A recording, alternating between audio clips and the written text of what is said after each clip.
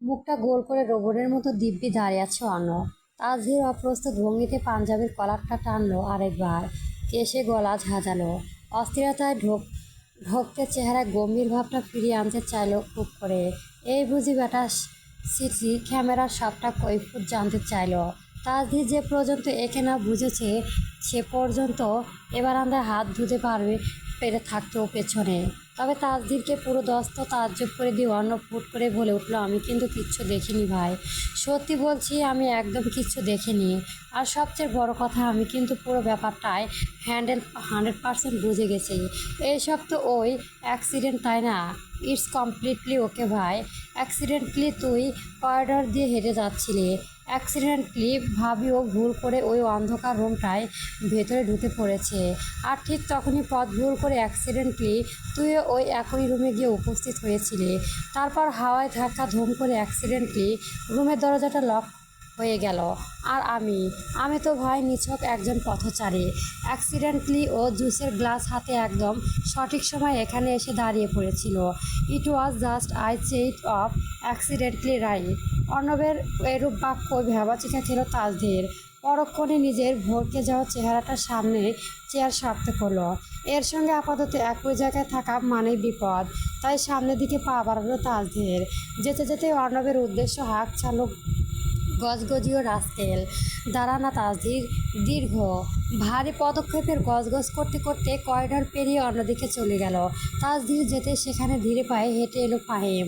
এক বন্ধু চলে যাওয়ার দিকে আরেক বন্ধুর হাঁ করে তাকিয়ে থাকতে দেখে ফাহিম কপালে ভাঁজ ফেলে জিজ্ঞেস করলো, কী রে, তুই এভাবে হাঁ করে ওর দিকে এভাবে আহাম্মকির মতো তাকিয়ে আছিস কেন?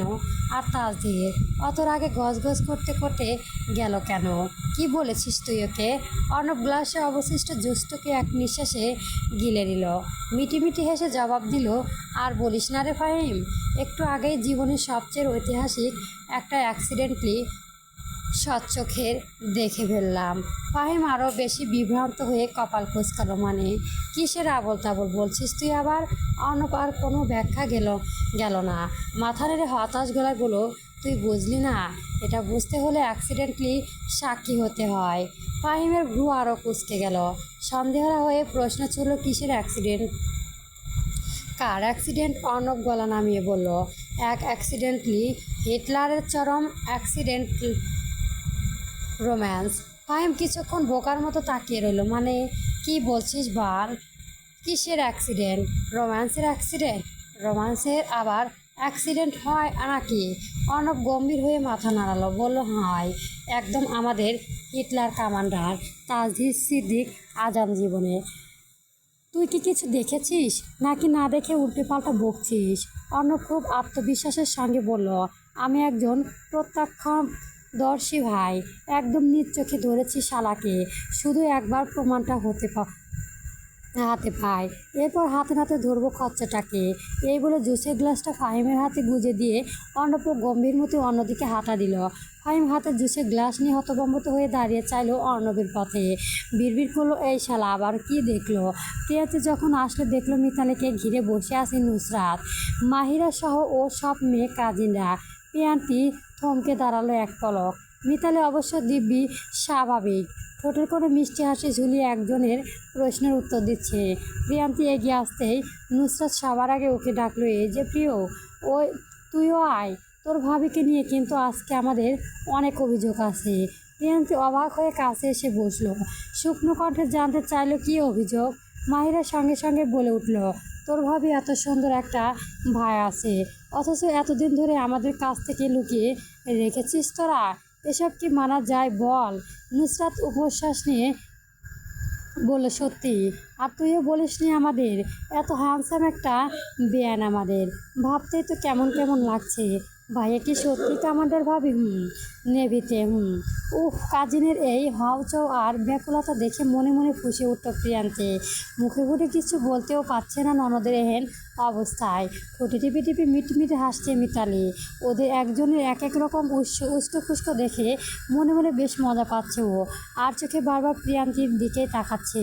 নুসরাত চট করে মিতালির একদম কাছে ঝুঁকিয়ে আসলো। মিষ্টি গলায় বলল, ভাবি শোনো না, তোমার কমান্ডার ভাইটা কিসের সিঙ্গেল এখনও? মানে উনার কি কোনো পছন্দ প্রচণ্ড আছে নাকি খালি মাঠ? প্লিজ ভাবি, সত্যি করে বলো না, আমাদের মতো কিউট কিউট ননদের আর একটু চান্স করে দাও না। নুসরাতের আবদারে পুরো কাজিন মহল একেযোগে হেসে উঠল। সবাই অধীর আগ্রহ মিতালির মুখের দিকে চাইল উত্তরের আশায়। মিতালি আফসোস করেই বলল, ইস, তোমাদের আগ্রহ দেখে আমার নিজেরই খুব খারাপ লাগছে মেয়ে দল, কিন্তু কি আর করা বলো। চরম সত্যিটা হলো, আমার ওই গম্ভীর ভাইটি already engaged. So sorry dears. কি? উৎসাহিত মুখগুলো মলিন হয়ে এলো নিমিষে। আধার নেমে এলো সকলের চেহারায়। নুসরাত হতাশা করতে করতেই বলল, হাই হাই, বলো কি ভাবি, এত জলদি বুক হয়ে গেছে? এর কেমন বিচার আল্লাহ? তোমরা এভাবে মন খারাপ করছো কেন বলো তো? একটা কামান্ডার অ্যানিগ্রেস হয়েছে তো কি হয়েছে? তোমাদের দুই বোনের মতো তোমাদের জন্য ঠিক ওই রকম আরও ড্যাশিং কামান্ডার ধরে নিয়ে এসে বিয়ে দেব। নুসরাত ভ্রু দুটো কুঁচকে তীক্ষ্ণ চোখে মিতালির দিকে তাকালো। মাথা চুলকাতে চুলকাতে ফট করে প্রশ্ন ছুড়ে দিল, দাঁড়াও ভাবি, দুই বোন মানে আমাদের পুরো পরিবার তো কামান্ডার সাথে বিয়ে হচ্ছে শুধু আমাদের মেহেরিনের। তাহলে তুমি আবার দুজন পেলে কোথায়? অন্য বোনটা আবার কে? প্রিয়ান্তি এতক্ষণ নীরব দর্শন হয়ে শুনলেও এ যাত্রা খুক খুক করে কেসে উঠল আর চোখে চাইল ভাবির দিকে। মিতালি অবশ্য অভিজ্ঞ হতে পরিস্থিতি সামলে নিল।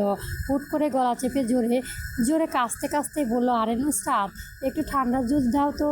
ওই যে ওটা। নুসরাত ব্যস্ত পায়ে উঠে এদিক ওদিক চাইল, খুঁজলো জুস। এটা এক কোণে পেলেও পেয়ে গেল, সারেকুচি সামলেই সেখানে গেল। এরপর এক কথায় দু কথায় প্রসঙ্গ পাল্টালো মিতালি।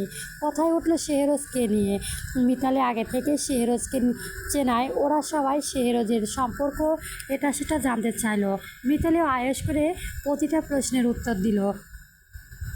কবে থেকে পরিচয়, কিভাবে পরিচয়, সবটা খুলে বলল। একে একে ভোরে কুয়াশায় পাতলা চাদর সরিয়ে গ্রামের আকাশে ফুটফুটে রোদ উঠেছে। পাখিদের কিচিমিচি আর মেহগনি গাছের পাতার ফাঁক গলে আসা সোনালি আলোয় হাওলাদার বাড়ির উঠানে বেশ স্নিগ্ধ দেখাচ্ছে। শেখ বাড়ি ও হাওলাদার বাড়ির মাঝখানে কেবল একটি বাড়ির ব্যবধান মাত্র। সামান্য দূরে হলেও প্রিয়ান্তির দোতলা বাড়ির ছাদ, আর সামনে বারান্দাটা হাওলাদার বাড়ির উঠান থেকে স্পষ্ট পরিলক্ষিত হয়। সকাল সকাল ঘুম থেকে উঠানে এসে দাঁড়িয়েছে তাসধীর। ধীরে পায়ে উঠানে একদম শেষ সীমানায় এসে দাঁড়ালো সে। সেখান থেকে চোখ তুলে সোজা তাকালো প্রিয়ান্তির বাড়ির দিকে। প্রিয়ান্তি ঘরে বারান্দায় গ্রিনটার দিকে এক মনে চেয়ে রইল তাসধীর। গতকালের কথায় স্মরণে আসতেই আলগোছি বাঁকা হাসি ফুটলো আধার কোণে। পকেট থেকে ফোন বের করলো, স্ক্রিন অন করে কল লাগালো কাউকে। সকাল করে আজ ঘুম থেকে উঠেছে মিতালি। শ্বশুরবাড়ি আত্মীয় স্বজনদের সঙ্গে নাস্তা শেষে রুমে আসলো সবে। আসতেই দেখলো ওর ফোনটা বেজে চলেছে। মিতালি খাটের ওপর থেকে ফোন উঠিয়ে পরখ করলো, দেখলো ওর ভাইয়ের নাম্বার। এত সকালে ওর ভাই ওকে কল দিয়েছে ভাবতে ভ্রু কুঁচকে গেল মিতালির। তাড়াঘড়ি করে রিসিভ করলো ফোনটা। বলো, হ্যাঁ ভাইয়া বল। তাসধীর চোখে চাহনি প্রিয়ান্তির বাড়ির ছাদের দিকেই স্থির দেখেই বলো, ভাই এসেছে। কোথায় ভাইয়ের একটু খোঁজ খবর নিবি? ভাই খেয়েছে কিনা জানতে চাইবি? তা না নতুন পরিবার পেয়ে দিব্যি ভাইকে ভুলে বসে আছিস দেখেছি। ভাইয়ের এহেন হেয়ালে পূর্ণ কথায় উত্তর দিল মিতালি। এসব বলার জন্য তোর আর ফোন দাওনি নিশ্চয়, তাই বলে রাখা ভালো। তুমি আর খোঁজে ফোন দিয়েছো? সে এখনও ঘুমাচ্ছে, ওঠেনি। তাসধীর খানিকটা থমথম খেলো। ওর বোনটাও হয়েছে এরকম ওর মতোই। নিজের ভরকে যাওয়া ভাবনা সামলাতে এক হাত চুল টানতে পিছনে দিল। পরপর আদেশ করলো, বোনকে ননদকে কি একদম নিজের মতোই বানাতে চাইছিস নাকি? এখন কটা বাজে খেয়াল আছে? বেলা পার হয়ে চললো, আর সে এখনও নাক ডেকে ঘুমাচ্ছে। মেয়েটাকে একটু আদব কায়দা বা সংসারে কাজকর্ম তো শেখাবি। দুদিন পর যে শ্বশুরবাড়ি যাবে, এভাবে পড়ে পড়ে ঘুমাতে দিলে কাজ শেখাবে কে? কখন?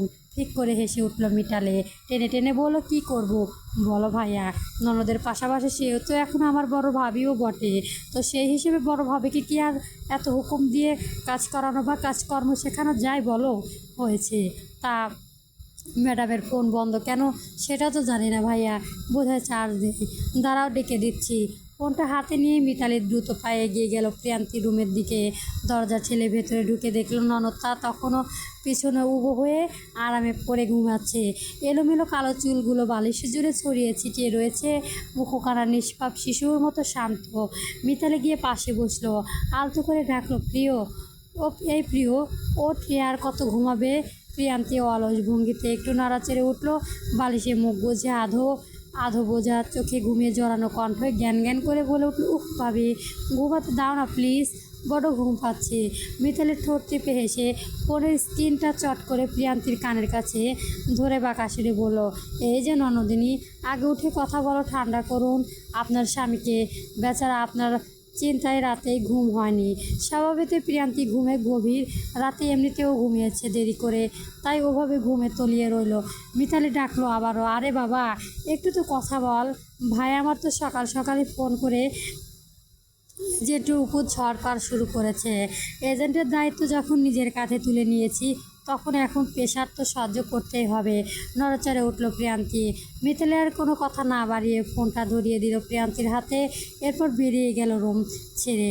প্রিয়ান্তি ঘুম ঘুম চোখে চোখে ফোনটা কানের কাছে চেপে ধরে ক্ষীণ কণ্ঠে শুধালো, হ্যাঁ হ্যালো। আধো আধো ঘুম ঘুম কণ্ঠস্বরটি স্পিকার গলে তাল ধীরে কানে পৌঁছালো, মাত্রই এক লহমায় স্তব্ধ হয়ে গেল লোকটা। বুকের ভেতরে স্পন্দন থমকে দাঁড়ালো, বা হাতের তালুতা নিজের সুগঠিত বুকে বা পাশে এহেন আলতো করে চেপে রাখলো সে। চোখের পাতায় আপনা আপনি বন্ধ হয়ে এলো, আকম্মতে এক মাতাল অনুভূতির ঢেউ আশ্রে পড়ল শরীর জুড়ে। যে অনুভূতির শীতল স্পর্শে একদম আশার করে দিল তাকে। গভীর এক দীর্ঘশ্বাস ফেলে নিজেকে সামলে নেওয়া খানিকটা গম্ভীর গলা জিজ্ঞেস করলো, ফোন বন্ধ ছিল কেন আপনার? প্রিয়ান্তি ওপাশে চোখ বুঝে জড়ানো গলায় বলল, চার্জ ছিল না ফোনে। তাজদিন নিজের কণ্ঠস্বর এক ধাক্কায় অনেকটা খাদে নামিয়ে আনলো। নিচু স্বরে বলল, সামনে আসে একবার পুরো চার্জ দেওয়ার সুব্যবস্থা করছি। প্রিয়ান্তির ঝিমানো মস্তিষ্ক সচল হয়ে আচমকায় কথাটা পুরোপুরি বুঝতে না পেলেও সন্দেহা কণ্ঠে শুধালো, কিছু বললেন? জি না, তা ম্যাম। আপনি কাল রাতে আসলে না যে এই যে একের পর এক আমার হুকুম অমান্য করে নিজের শান্তির পরিমাণ অনবরত বাড়াচ্ছেন। সকালটা শাস্তি, কিন্তু সুদে আসলে একদম একসাথে উসুল করব। তখন কিন্তু সেই শাস্তির উত্তাপ একা সামলাতে পারবেন না আপনি। নিতে পারবেন তো সেই ভার? মাই লেডি, মিউরে এলো প্রিয়ান্তি। গাড়া জড়ানো কথাটা খামচে ধরলো হাতে, বুকটা ধাও ধাও করে কেঁপে উঠল। মারাত্মক ইতস্ত বোধ করলো ও, কি উত্তর দেবে কি করবে খুঁজে পাচ্ছিল না। আমতা আমতা করে বলল, তা আসলে মানে কাল রাতে আমি ঘুমিয়ে পড়েছিলাম খুব ক্লান্ত হয়ে। তাজদির বিড়বিড় করে বলল, কিছু করার আগেই এত ক্লান্ত? জি কিছু বলেন? জি না। বারান্দায় আসুন তো। কেন? হেলিকপ্টার নিয়ে আপনার জন্য অপেক্ষা করছি, তুলে নিয়ে যাব তাই। প্রিয়ান্তি বেঙ্গাল মানে মনে মনে উঠে দাঁড়ালো, এরপর ফোনটা কানে ধরে তাড়াহুড়ি করে বিছানা ছাড়লো। ওনাটা খুঁজে নিয়ে গায়ে ভাব করে জড়িয়ে নিয়ে গিয়ে দাঁড়ালো বারান্দায়। হাওলাদার বাড়ির উঠোনে দাঁড়িয়ে আছে তাজদির। মাঝখানে খুব একটা দ্রুত না থাকলেও দুজনের চেহারা বোঝা যাচ্ছে স্পষ্ট। প্রিয়ান্তি বারান্দায় দাঁড়াতে সকলে রোদ্দুরে এসে ভারী খেলো ওর ঘুমাতো চেহারায়। আগোছালো এলোমেলো চুল ফোনে ফেলে গাল, ঘুম ঘুম চোখে প্রিয়ান্তিকে দেখে মনোমুগ্ধ ন্যায় চেয়ে রইল তাজদির। এমন অবস্থায় মেয়েটাকে আর কখনোই দেখেনি সে। তাজদিরের গলা ছিল একটা মল কালারের পুরো টি শার্ট, সাথে এডি শার্ট, এর একটা কালো ট্রাউজার। এক হাতে পকেটে গলিয়ে আরেক হাত কান চেপে দাঁড়িয়ে আছে ছেলেটা। ওইদিকে চোখে পড়তে প্রিয়ান্তিও নাজেহাল অবস্থা। লোকটাকে যেন সব রঙেই মানিয়ে যায়। মারাতে হবে লোকটাই ড্রেসিং সেলস মারাত্মক। আমার রাতের ঘুম নষ্ট করে দিয়ে নিজের আরাম আয়েসে ঘুমাচ্ছে, এটা কি মানা যায়? লজ্জায় কান দিয়ে গরম ধোয়া উঠল রমণীর। কথায় মোড় পাল্টাতে থমথমকে হুট করে প্রশ্ন করে বসলো, আপনি খেয়েছেন সকালে? জি না। আরও প্রিয়, তুই উঠে পড়েছিস? ভাগ্যিস উঠলি, জলদি নিচে চল, নাস্তা সেরে ছটপট রেডি হয়ে নে। আমরা কিন্তু সবাই অলরেডি রেডি, একটু পরে কিন্তু বের হব আমরা। কথাগুলো বলতে বলতেই নুসরাত হন্তদন্ত হয়ে রুম পার হয়ে সোজা বারান্দায় এসে দাঁড়ালো প্রিয়ান্তির পাশে। অত্যন্ত চমকে উঠে চট করে কান থেকে ফোনটা নামিয়ে কল কেটে দিল প্রিয়ান্তি। নুসরাত এসে দাঁড়ালো ওর কাছে, ঘেসে বারান্দায় ধরে নিচে তাকাতেই নুসরাত নজর গিয়ে পড়লো হাওলাদার বাড়ির উঠোনে দাঁড়িয়ে থাকা তাসদিরের উপর। কানে ফোন ধরে অবস্থায় লোকটা দাঁড়িয়ে আছে, মুখে মুখে কথা মুখে আটকে রইল। মেয়েটার একটা এইটাই ভাবির ভাইটা না? আঙুল উঁচিয়ে সেদিকে দেখতেই প্রিয়াঙ্কি খপ করে হাত চেপে ধরলো বোনের, ইশারায় চোখ রাঙালো। নুসরাত পাত্তা দিল না, জোর করে হাত ছাড়িয়ে বুকে পাশটা চেপে ধরে বলল, ও মাই গড আল্লাহ, লোকটা এত হ্যান্ডসাম কেন রে বোন? ঈশার কিছুদিন আগে যদি বেটাকে পেতাম না, তাবিজ করে হলেও আমার করে রাখতাম। নজর সামলা মাইয়া, অন্যের জিনিসে এভাবে নজর দেওয়া ঠিক নাই। মিনমিন করে আওড়ালো প্রিয়াঙ্কি। এরপর নুসরাত আর এক হাতের চেপে জোরপূর্ণ টেনে নিয়ে গিয়ে ভেতরে প্রিয়াঙ্কি নুসরাতকে এক প্রকার টেনে হিসেবে ভেতরে নিয়ে যাওয়ার পরও তাদের তার দৃষ্টি সরালো না। হাত দুটি ট্রাউজারের পরক কেঁপে গুজে ধীরে স্থির ভঙ্গিতে ওপাশে ফাঁকা বারান্দার দিকে তাকিয়ে রইল। ঠিক তখনই পাশ থেকে আবির্ভাব ঘটল অর্ণবের। চোখ কপালে তুলে অর্ণব একবার ওপরে ফাঁকা বারান্দার দিকে চাইলো, পরক্ষণে ঘাড় ঘুরিয়ে চাইলো বন্ধুর দিকে। সাত সকালে এভাবে অন্যের বাড়ি বারান্দায় এভাবে চোরের মতো উকি ঝুঁকি মারছিস কেন? অর্ণবের কণ্ঠের চোখ নামায় তাসদির। হাত থাকা ফোনটা সামনে এনে স্কল করতে লাগলো। অর্ণব কপাল কুচকে বলো, ফিলে বেটা, তোর লজ্জা শরম কি একেবারেই ধুলে মুছে শীতলক্ষার নদীতে সাফ হয়ে গেছে? তুই না মাত্র সেদিন বিয়ে করলি, তুই এভাবে আমার পরীর মতো ভাবিটাকে ঠকাচ্ছিস? এতটা অর্ধাপন করে কবে থেকে হলি তো? তাসদির অর্ণবের আজগুবি ভক্তি শুনে বিন্দুমাত্র বিচলিত হলো না। অর্ণবকে যাওয়া জবাব দেওয়া মনে নিজে মূল্যবান সময় আর এনার্জি দুটোই অপচয় করা। পাশে ওদের জিনিসটা পানির পাইপ দিয়ে পরিষ্কার করেছিল সে রস। উত্তরটা দিল সে, ওইটাই ওর শ্বশুরবাড়ির গর্ভ। ও তাই নাকি? এটা আমাদের ভাবির বাড়ি। তা আগে বলবি না বেটা? আমি তো ভাবলাম বিয়ের পর পরে পরকীয়ায় খাতায় আমার বন্ধুর নাম লিখতে গিয়ে নাকি আবার মার ভাই মার, আরও মন ঘুরে উকি মার। প্রয়োজন হলেও আমি নিজ থেকে একটা মা এনে দিচ্ছি। একদম সোজা বারান্দায় উঠে পরে গেলে আমরাও তো আছি ধরার জন্য। তার যে চোখ গরম করে চাইতে অর্ণব পিছিয়ে দাঁড়ালো এক পা পরপর কিছুক্ষণ হা করে সেরজের মুখের দিকে তাকিয়ে রইলো। চোখ দুটো সারো করে বলল, বুঝলাম, মানলাম ওর শ্বশুরবাড়ি দেখে সাত সকালে বারান্দার দিকে হা করে দাঁড়িয়ে বউকে দেখেছিলিস, কিন্তু তুই বেটা এখনও এত সাত সকালে কী করছিস শুনি? তোর তো এখনও বিয়েই হয়নি, তা আগে বউকে দেখতে লাইনে এসে দাঁড়িয়েছিস? এই ছিল তোর মনে? সেরোজ পানির পাইলটা হাতে নিয়েই গজগজ করলে, এরকম অদ্ভুত কথা এরকম এই অর্ণবের পরক্ষেপে বলা সম্ভব? ধমকে উঠল সেরোজ। অর্ণব, ফালতু কথা বলিস না বলেছিস। দেখেছিস না আমি এখনও কী করেছিস? ইডিয়েট কাজ করছিস, দেখতে পাচ্ছিস না ওদের? আমার কমলারে আমার গৃহস্থলে খাটুনি রে দে। শোনো দেশবাসী, আমাদের শেহরজের সাহেব নাকি কাজ করেছে। সব সময় তো কাজ করতে বুঝি আমাদের দুজনের পেছায় পেছনে আঙুল দিয়ে প্যাঁচ মরা আর হুকুম চালানো। সেই তুই আজ নিজ থেকে এসে কাজ দেখাচ্ছিস কাকে? শ্বশুরবাড়ির মানুষজনকে নিজের ক্রেডিট নিতে চাচ্ছিস? ভদ্রতার মুখোশ পড়েছিস শ্বশুরবাড়ির লোকের সামনে। সেই রয়েছে বা সত্যি রেগে গেল। রক্তচক্ষু তুলে অর্ণবের দিকে এক ধাপ এগিয়ে এসে ভেতরে সমস্ত রাগ ঢেলে দিয়ে ধমকে উঠল, সবসময় এত 12 লাইন বেশি বুঝিস কেন তুই? ব্লাডিং লঞ্চেস শার্ট দা কাবাব। আহারে, গালগলিটা ঠিকঠাক উচ্চারণ করতে পারছে না ছেলেটা। তার ধীর আমাদের পাত্রটা কেমন খোপে সারের মতো গোছাতে আসতে, মুখটাও কেমন শুকিয়ে কাঠ হয়ে গেছে। ভাই তো নাকি ওই বাড়ির সাথে কালেকশন চরম শক্তিশালী। ওই বাড়িতে তোর বউ আছে, আবার তোর নিজের বোনও আছে, দুটোই তো পাশে ব্যাটা। তোর পাওয়ার এমনিতেও অনেক বেশি। তুই চাইলে কিন্তু আমাদের পাত্রের মুখোভাসি ফুটাতে পারবি। একটু দেখার ব্যবস্থা করে দে রে ভাই। একটু দেখা করলে বেচারা এই শুকিয়ে যাওয়া মুখটা একদম উজ্জ্বল হয়ে যাবে। অর্ণবের কথায় সেহেরোজ রেগে ওর দিকে তেড়ে যাচ্ছিল। কিশোমী আসলেই সেখানে হাতে একটা লিপস্টিক নিয়ে এসে সেটা ছেলের দিকে তাকিয়ে বাড়িয়ে দিয়ে বলো, বাবু নাচা সেরে একটু বাজারে যা তো বাবা। বাজারে গিয়ে এই জিনিসগুলো তাড়াতাড়ি কিনে নিয়ে আয়। সেরোজ কপালে ভাঁজ পেলে হাতের কাগজটা উল্টোপাল্টো দেখে খানিকটা অবাক হয়ে শুধালো, কিসের কাগজপত্র এটা? কিসের আবার কাগজ? বিয়ের বাজার। শেষ মুহূর্তে তো কত কী লাগে, তবে বেশিরভাগ প্রয়োজনীয় কেনাকাটা আমি ঢাকা থেকে গুছিয়ে রেডি করে এনেছি, চিন্তা করিস না। আপাতত এক টুকরা জিনিসগুলো লাগবে।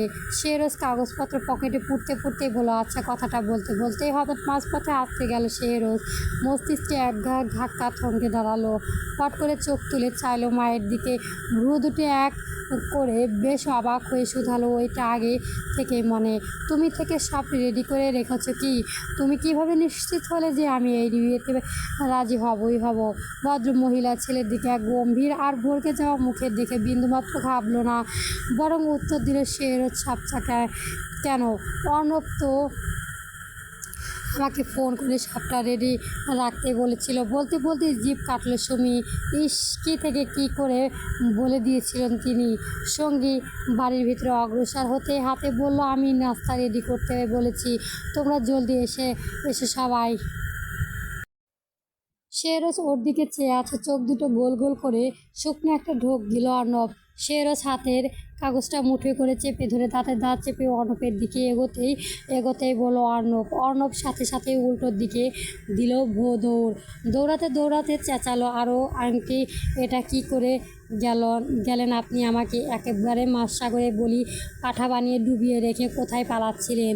শেরোজের চট করে পায়ের স্পন্দন জুতাটা খুলে আনলো। ভয়ানক চিৎকার দিয়ে অর্ণব ছুটলো পুরো উল্টো রুম জুড়ে। থামলো না শেহরোজের এক হাতে জুতো নিয়ে ছুটলো সেও। বাড়ির উঠান আর প্যান্টের চারপাশে গিয়ে অলরেডি 2-3 চক্কর দেওয়া হয়ে গেছে দুজনের। হাঁপাতে হাঁপাতে 3 নাম্বার চক্কর দেওয়ার সময় অর্ণব নিজের প্রাণ বাঁচাতে চিৎকার করে উঠল, শেহরোজের উজ্জ্বল রে, কসম খোদার, আর এতে কোনো দিন কোনো দোষ নাই। আমি কিছু জানি না, এসব পিচ্চাসে বুদ্ধি আমি মাথায় থেকে বের হয়নি। এসব শয়তানি প্লাইন্ট বের হয়েছে ওই শালা হিটলারের মাথা থেকে। ওই বেটা আমাকে যা করতে বলেছিল আমি তাই ভাই শুধু হুকুম গেলাম। নিজের নাম শুনতেই খানিকটা নড়াচড়ে দাঁড়ালো। ততক্ষণে ফাঁকা বাতাসে সাঁ করে ছুটল সে রোজের জুতোটা গিয়ে লাগলো অর্ণবের পিঠের বরাবর। উফ মারে অর্ণব ব্যথায় কোঁকড়িয়ে উঠলে। ও দৌড়ানো থামলো না, তবে পেছনে তাকিয়ে যখন দেখলো শেহরোজ এক জায়গায় থমকে দাঁড়িয়ে পড়েছে, তখন ও হাঁপাতে হাঁপাতে এক হাতে নিজের পিছনটায় ডলতে থামলো। বিড়বিড় করে, চরম নিশানায় রে ভাই, আম্পায়ারকে পাঠালেও তো সোনার মডেল নিয়ে আসতিস। শেহরোজের কপাল কুঁচকে ধীরে ধীরে ঘুমে গিয়ে পড়লো তাজধীরের ওপর। ওদিকে তাজধীর ও ভাবখানায় এমন যেন কিছুই জানে না, করিনি কিছুই। শেহরোজ বিমণ্ড কণ্ঠে বলল, আজান তুইও ঠিক। তখনই ভেতর থেকে হাই তুলে ধীরে পায়ে বেরিয়ে এলো ফাহিম। ভেতর থেকে বেরিয়ে আসার ফাহিমের হাত ধরে খানিক পকেট ছাপড় ধরে তাড়াহুড়া করে তাজধীর, আরও ফাহিম, এসেছিস তুই? এতক্ষণ ধরে তোর অপেক্ষায় করেছিস। আয় জলদি আয়, নাস্তায় একদম ঠান্ডা হয়ে যাচ্ছে। আন্টি কতক্ষণ ধরে ডাকছে, জলদি চল জলদি। ফাহিমকে কিছু বলতে গেলে ও ছেলেটাকে হলুদ স্তরের মনে টেনে নিয়ে ছুটলো ভেতরে। শেহরোজ থমকে দাঁড়িয়ে রইল। অর্ণব পাটিতে পড়ে থাকা শেহরোজের জুতোটা তুলে এনে রাখা বন্ধুর পায়ের কাছে। নিজের পিঠটা শেহরোজের দিকে ঘুমিয়ে অত্যন্ত আকুল পায়ে আর্জিত জানালো, একটু ডোলে দে না ভাই। সত্যি বলতে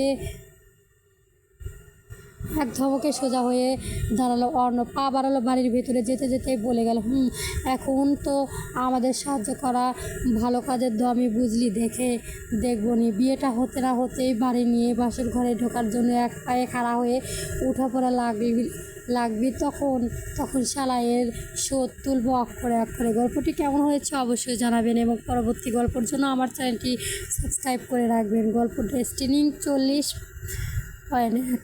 চলবে।